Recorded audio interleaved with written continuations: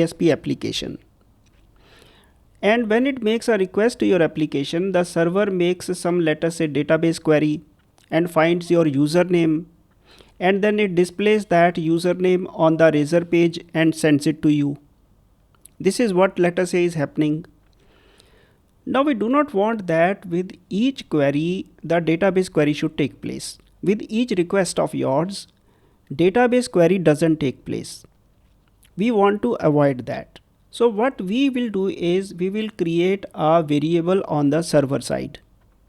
So when you come the next time, that data for your username is queried, is obtained, is what you call accessed from that particular variable and not from the database.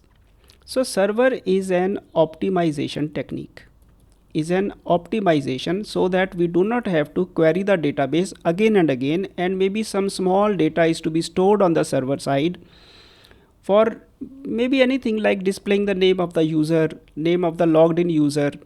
So for all this, and sometimes maybe the hit counter or something like that, temporary hit counter, or maybe the number of requests the user is making to you during that session or whatever.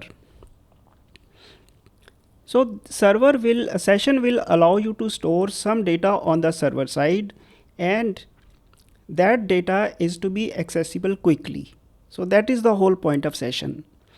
But the problem here is that your server is not able to identify you because HTTP is a stateless protocol. You must have heard about this, that it is a stateless protocol. Now what is stateless protocol? It means that each request, you send a request to the server sends you the response, and the server forgets you. When you send the next request, a new response is made. So HTTP is a stateless protocol, and our problem is that we want to identify a particular user so that when the user accesses your second page, then the same user ID is shown to him. Server has some sort of memory, that is, it is able to remember you. So that is what is achieved from the session. The problem I'm telling you is that it is a disconnected protocol. So how does your server know whether the request is coming from the same browser or not? So how does it know? Maybe there is a second user who makes a request. Now how does server know that this request is coming from that user or from this user? So for this, what happens in ASP.NET Core behind the scenes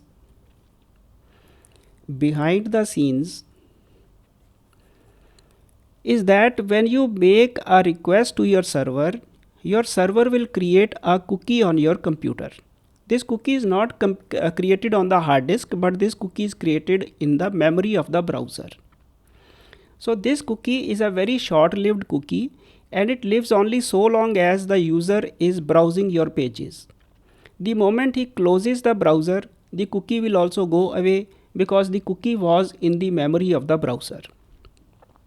Okay, so I was telling that when the user makes first request to you, when the user makes first request to your server, the server will cause a cookie to be created in the memory of your browser, and that cookie will contain a unique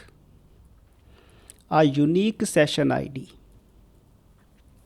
So this unique session ID actually helps to identify one user from another. Now there is internal mechanism like how is this ID used by the server. I'll not go into that detail. Probably this ID is prefixed to the name of the variable that you create. So in that case, all variables, they become unique, and the server can find out from this unique session ID the particular user for whom the data was saved. Okay, so I'll now clear everything down. What I mean is that your ASP.NET Core server can store some data for you in variables on the server side so that optimally a quick checkup can be done. Now, what are the various methods of storing data? The data is stored in a key format. So if you assign a key as X, then the session variable will be called x. So this is based on key. So what are the various functions? There are two functions that are available to you. Two functions that are available to you basically, but you can do anything. You can store any type of data. I'll talk in later lectures. But right now there are two core functions that are available to you. The first function is called getString. This getString, it accepts a parameter called key and it returns a string that is stored corresponding to this variable. So first function allows you to store a string, to read a string. And how do you store a string? For that, the function is setString and it takes two arguments. First is the key and second is the data. So you set a string with this function and obtain that string with this function. The key is common in both the cases. So if this is okay, now let me